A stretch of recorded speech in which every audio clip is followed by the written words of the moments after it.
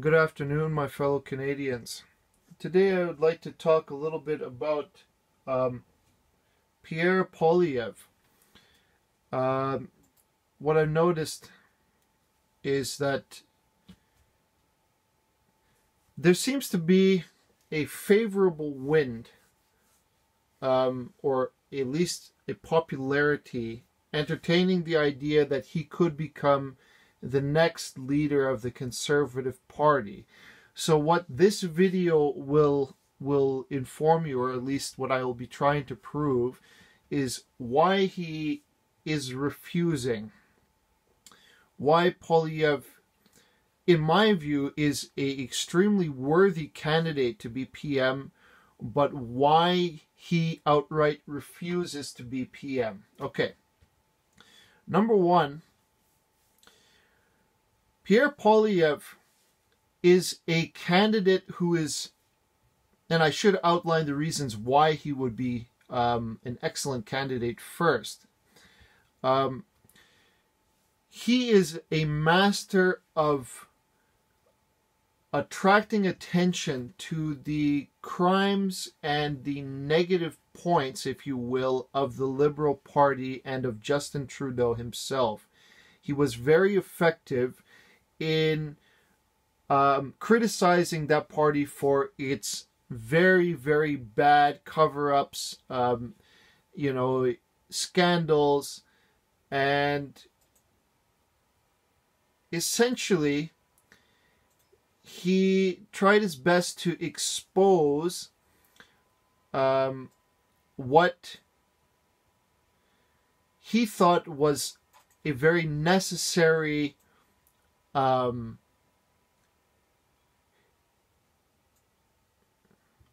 let's call it the point of view that was missing from Parliament, like the representative in the House that actually can criticize despite that there's bias and misleading information all around. One of the things that I really enjoyed is the way he defended Jody Wilson-Raybould, for one, and then in the special committees, how he defended her, how he tried his best to expose Trudeau on the fact that Trudeau was firing her for not complying with him and essentially trying to protect the law, not protect the interests of the Prime Minister. He went about this very comedic, Trudeau sent me a Christmas present and a Christmas package, and also how budgets balance themselves. He is a master of theatricality to get his point across. There was another one, a Christmas theme, if you will. I cannot find it now here. It's a big Christmas prize. No, it's more recent than that. But he had a great Christmas special on that was just hilarious, and it was called Budgets Balance Themselves. And he had a scale on for essentially making fun of Trudeau for unable to balance a budget, but he did it with rhyming and with little stage props, if you will. So Poilievre does what a leader should do. He tries his best to expose the Liberals in any kind of any screw up that they make. Poilievre undoubtedly will bring it up in front of the press. And he seems to be a very aggressive, that's exactly what we need, a very aggressive critic of Trudeau, which is very important, of the issues facing Canada and things that are happening in real time, and he'll comment on it on his YouTube channel. And he is very, very let's call it on point with the YouTube channel to try to expose what he can, many of the MPs still don't understand that they really have to reach out to the public beyond their own domains, let's say, beyond their own constituents. That's very important. I look at somebody like Rona Ambrose, and I've seen her in her speeches, and she's great. I'm sure if she was the leader instead of Scheer, because she was interim or whatever before Scheer was elected, she would have made a great leader for the Conservative Party, no doubt about it. Everybody agrees that if it hadn't been Scheer at the helm, that instead, if it had been Rona Ambrose, that we would have won. And I believe that. She's got a far better message, a better platform, a more honest reputation, and so on. But why I like Pierre is because he handles politics with a tone of comic relief. It's amusing to listen to him speak, because it's like a blatant mockery of the Liberals every time he comes out, and I love that. I think that that kind of behavior, that's got a place in politics that had not previously been exploited very well. I can't name for you somebody who did that except for maybe Stephen Harper, but he did it in a less comedic way. He did it in a more sarcastic way that was blatantly obvious for people, you know. But Pierre really, really mastered the technique of making fun of your enemies for their stupidity. Because I look at it and I say, you know, Pierre would be an absolute fantastic leader. And I look at the way that he manages himself, the way he goes and he attacks in the House of Commons, how he is very devoted to Canada. Here's the difference between him and Trudeau. Poilievre, we'll start with Trudeau actually. Trudeau would take money to exploit power. Trudeau would take the ability to please his friends over the common welfare of this country. And Trudeau definitely will not put Canadians first in any way. His self-interest is first, and that means promoting SNC, giving money and aid to countries, taxpayer dollars to foreign countries and so on. And the ideology, his ideology, which is the worst part of all, his ideology is more important than doing the right thing. Here's, now, on the contrast, here's Pierre. No amount of money, and I tell you this sincerely because I feel like a kindred spirit with him, because this is how I would do it, but in a man in his position, no amount of money would ever buy his loyalty to turn against Canada. And I do mean that. They could offer him $1 billion and he would laugh in their faces and walk away. That's the difference. When Pierre talks about things, Pierre talks about in the context of like common families, common people. He tries to stay grounded. He's a very politically powerful person, I would say. Not like the Prime Minister, but he has his share of political influence and power. And in spite of that, he tries to remain as simple and close to as grounded as possible. And that's the key of a sign of humility, of self-discipline, something that Trudeau has nothing, like no knowledge about. Trudeau's discipline comes mostly from his screw-ups that are covered by the CBC. So you could say that the CBC is disciplined enough to try to cover up his crimes, or when he does something stupid in front of the press to cover that up. So here's why Poilievre doesn't want power. Poilievre he has a high sense of discipline, and that is the reason. Self-discipline. How hard he must try to discipline himself, especially when it comes to power. And in a sense, it's not necessarily a fear, but a healthy apprehension of power itself. There's an old saying they talk about, and that is, absolute power corrupts absolutely. So I would say that as a wise man, Pierre is refusing to take that role. He would rather be a soldier on the ground, trying his best to further the interests of Canadians, to try to build up his political party's reputation, which was damaged by Scheer. But nevertheless, he does his best on behalf of Canadians. There's a patriot. There's somebody who you can trust. You can guarantee if you came to him with a problem, he would do his best to solve it. This is a genuine person, the genuine article. And I admire him for it because people keep pressing him, Like they keep asking, oh, Mr. Poilievre, would you consider running for PM? Would you consider running for the leadership? And he, without even hesitation, he just goes, no, I don't. I don't have any interest in that. I don't have any plans to run at this time. Are anybody running on your behalf? No, to my knowledge, that's not true. Nobody's running on my behalf. I have no interest of performing that duty at this time. Blah, blah, blah.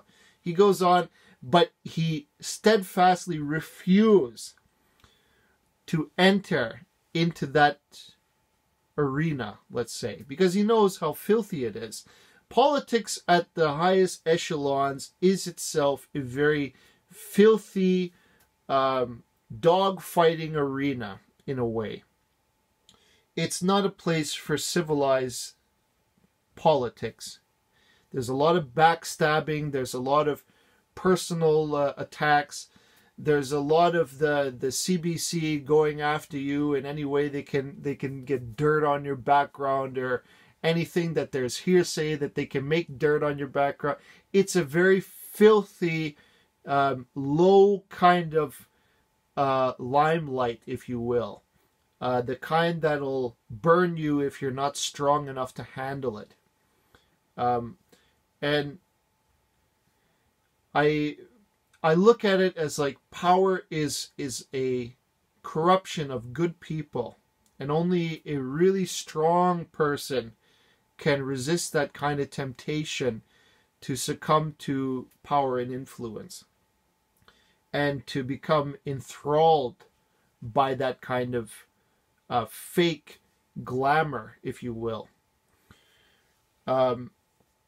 In spite of that, I do believe that he's strong enough to handle that role, but he will refuse with all his heart, I would say, in order to protect his discipline, his family, and many other things, his personal principle, I would say.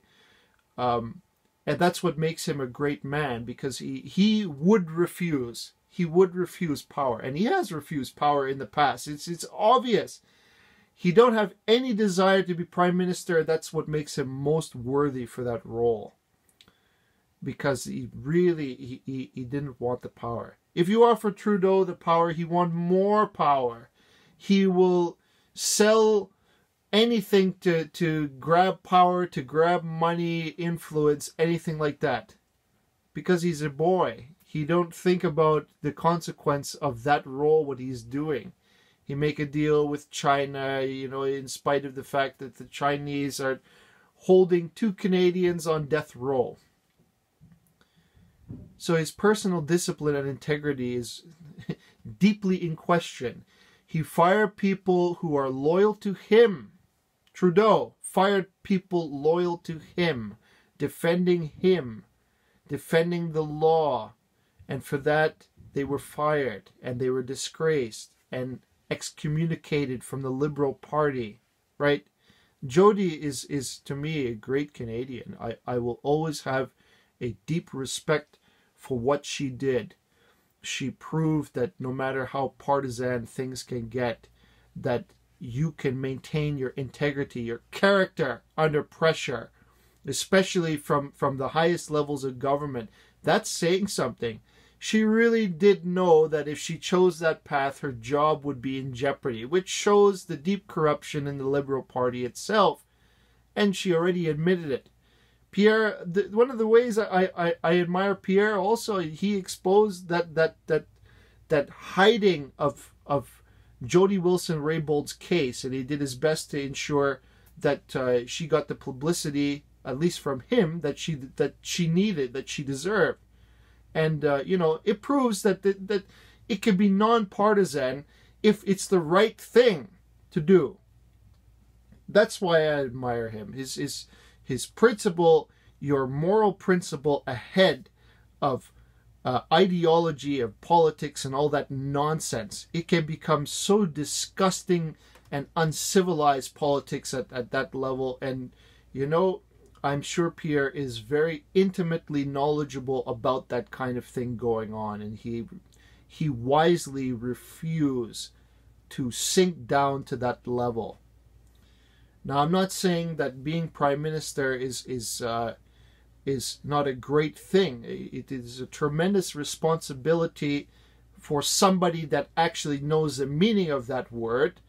I hope that history will remember Trudeau for what he was, and that was the worst thing to happen to this country since Pierre Trudeau. That Trudeau name should be mired in extreme corruption, extreme lack of appreciation for the laws of Canada, and a absent love for the country. I really believe the two of them, they don't love Canada. What they really love is power. Power and influence and money, especially money. So I admire you, Mr. Poilievre, because every time I look at his channel, that there's a lot of things that it's comedic, really. He's if he retired from politics, he should go straight to media, and he should make a career of criticizing the government, because he's great at that. It's very refreshing to see that kind of thing happening, because I will say that a lot of Canadians have a good sense of humor. Jordan Peterson is one of them.